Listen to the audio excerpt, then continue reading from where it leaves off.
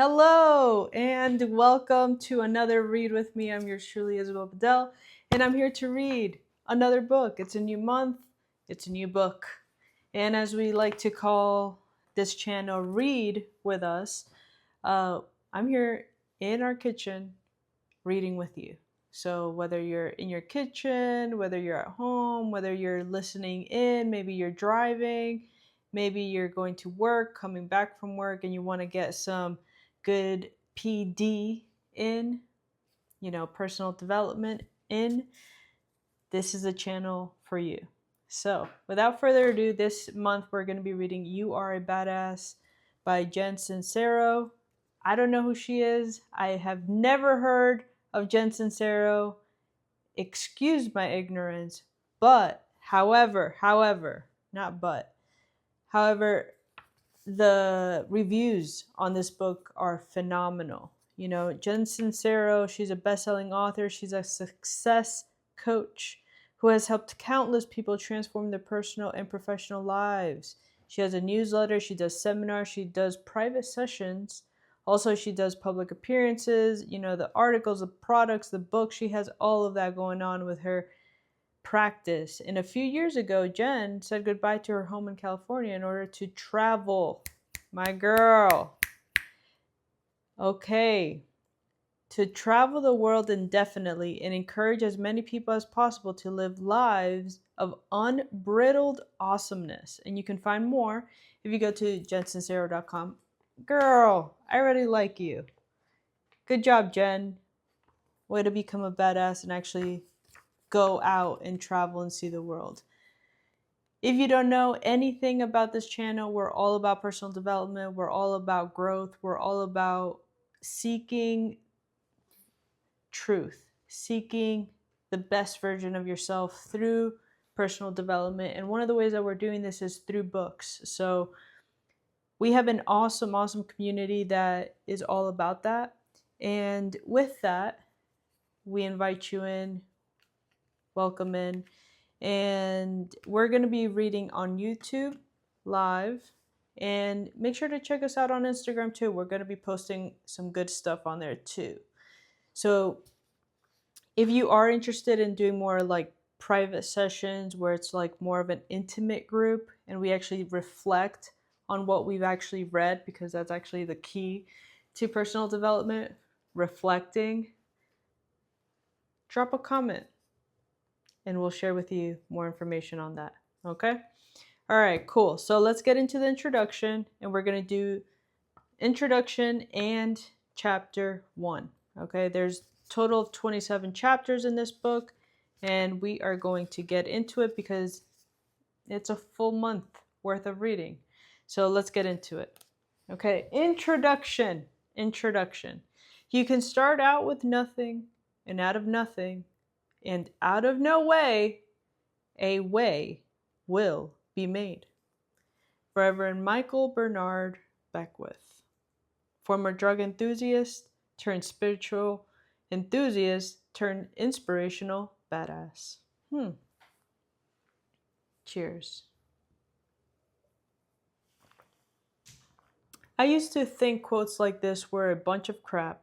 I also didn't understand what the hell they were talking about. I mean, not that I cared. I was too cool. What little I knew about the self-help spiritual world I found to be unforgivingly cheesy. It reeked of desperation, rah-rah churchiness, and unwanted hugs from unappalling strangers. And don't even get me started on how grouchy I used to be about God. At the same time, there was all this stuff about life that I desperately wanted to change, and had I been able to bulldoze through my holier than thouism, I could have really used some help around here. I mean, overall, I was doing pretty well. I published a couple books, had lots of great friends, a close family, an apartment, a car that ran, food, teeth, clothes, clean water. Compared to the majority of the planet, my life was a total cream puff. But compared to what I knew I was capable of, I was, shall we say, unimpressed. I always felt like Come on. This is the best I can do? Really? Am I going to make just enough to pay rent this month? Again? Am I going to spend another year dating a bunch of weirdos so I can be in all these wobbly, non committal relationships and create even more drama? Like, really? And am I really seriously going to question what my deeper purpose is and wallow in the misery of that quagmire of the millionth time? It was a snore. I felt like I was going through the motions of living my lukewarm life with the occasional flare ups of awesomeness here and there. And the most painful part, that deep down I knew I was a total rock star, that I had the power to give and receive and love with the best of them, that I could leap tall buildings in single bound and create anything that I put my mind to. And what's that? I just got a parking ticket? You gotta be kidding me. Let me see that. I can afford to pay this. It's like my third one this month. I'm going down there to talk to them right now.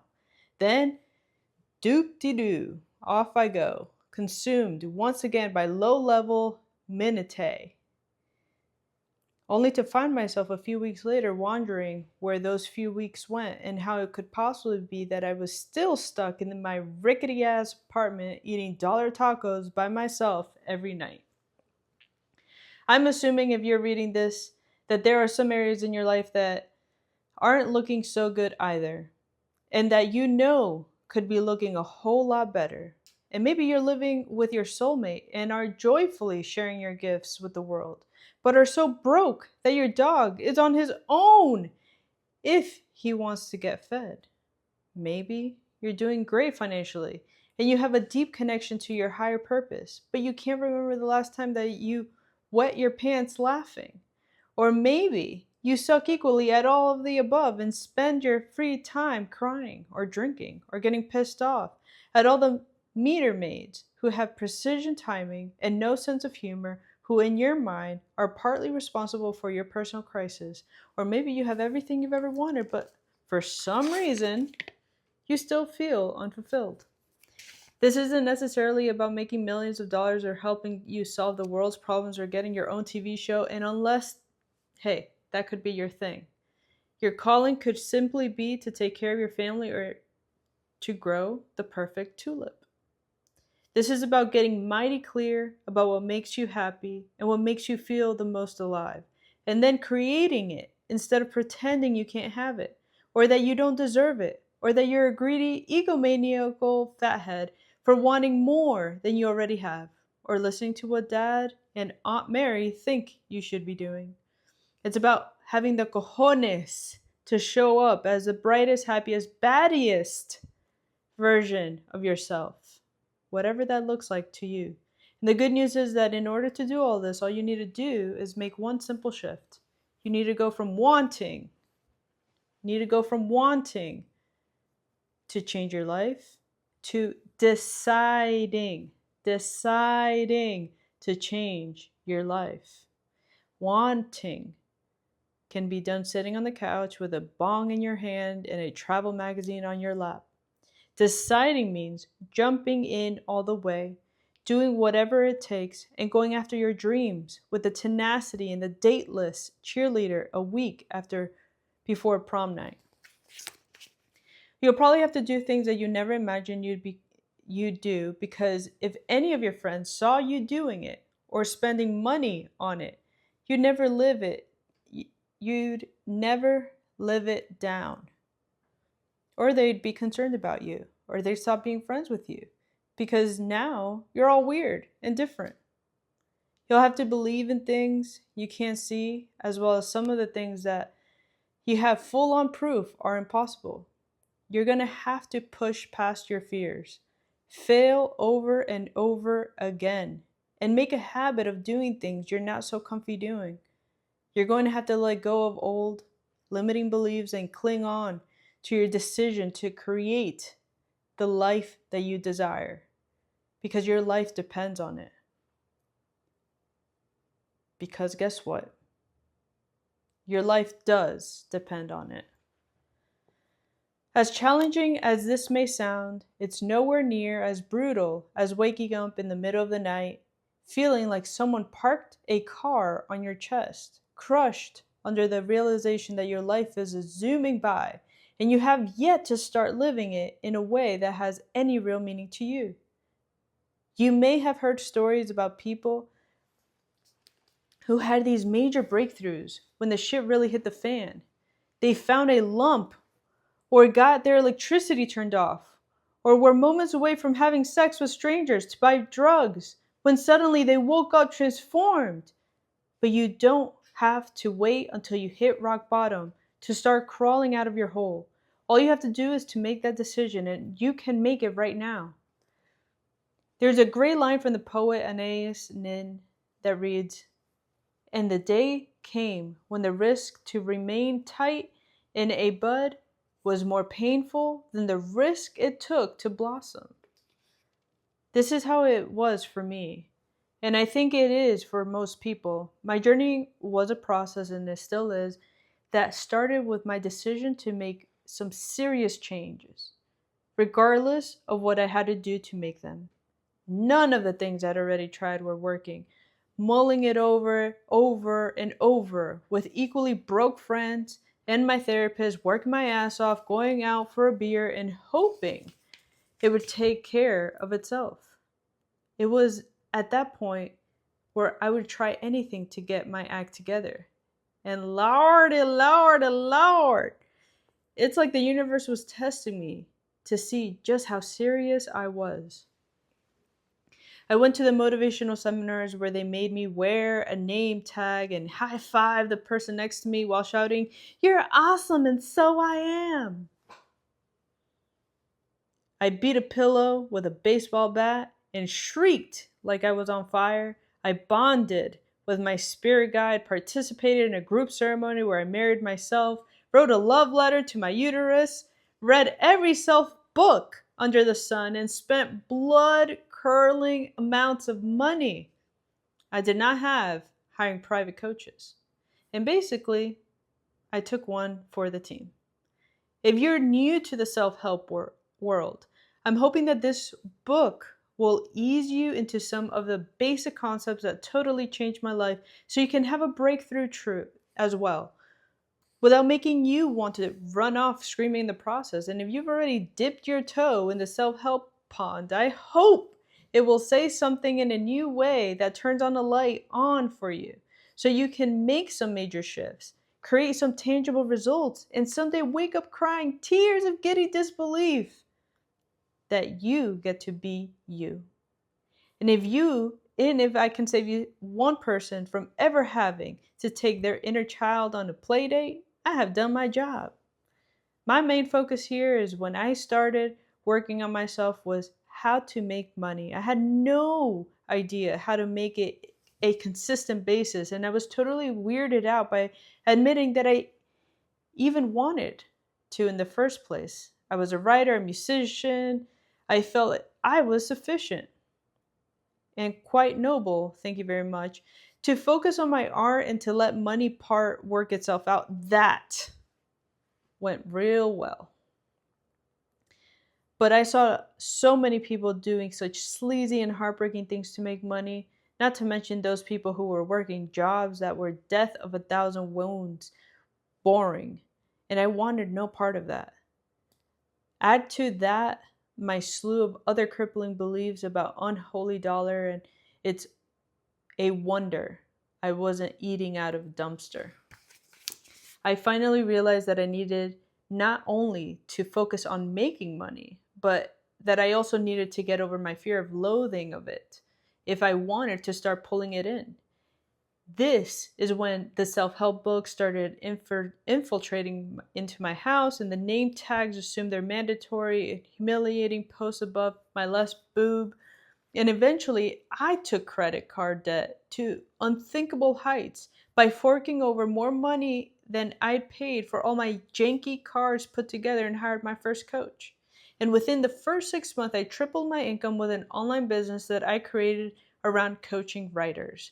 And now I've grown it to a place where it affords me the means of and the luxury to travel the world freely while I write, I speak, I play music, and coach people in all areas of their lives using many of the concepts I use to so enjoying rolling my eyes at which I am now obsessed. In an attempt to help you get to where you want to go, I'm going to ask you to roll with some pretty out there things throughout this book. And I want to encourage you to have an open mind. No, on second thought, I want to yell in your face about it. Stay open, or else you are screwed.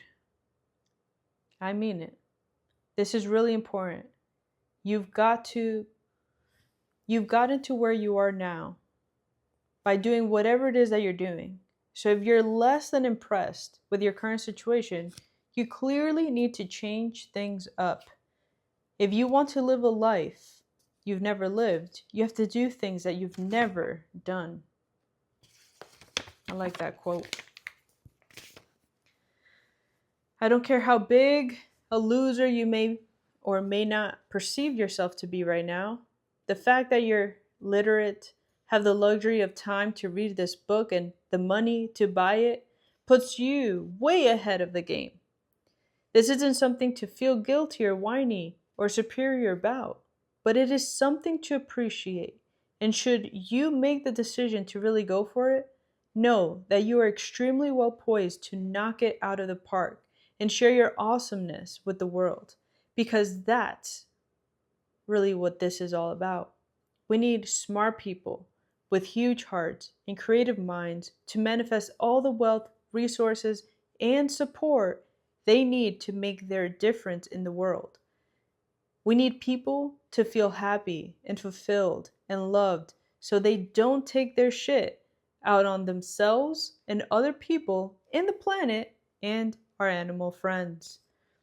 We need to be surrounded by people who radiate self-love, abundance, so we don't program future generations with gnarly beliefs like money is bad and I'm not good enough and I can't live the way I want to live. We need kick-ass people to be out of struggle and living large and on purpose so they can be an inspiration to others who want to rise up too. The first thing that I'm going to ask you to do is to believe that we live in a world of limitless possibilities. I don't care if you have a lifetime of proof that you can't stop shoving food in your face, or that people are intrinsically evil, or that you couldn't keep a man if you were handcuffed to his ankles. Believe that anything is possible anyway. See what happens. What do you have to lose? What do you have to lose? If you try getting through this book and decide it's a bunch of crap, you can go back to your sucky life. But maybe if you put your disbelief aside, roll up your sleeves, take some risks, and totally go after it, you'll wake up one day and realize that you're living the kind of life you used to be jealous of. Let's go, Jen. Okay, Jen. Cutie little Jen. Look, she's right here. That's Jen Sincero.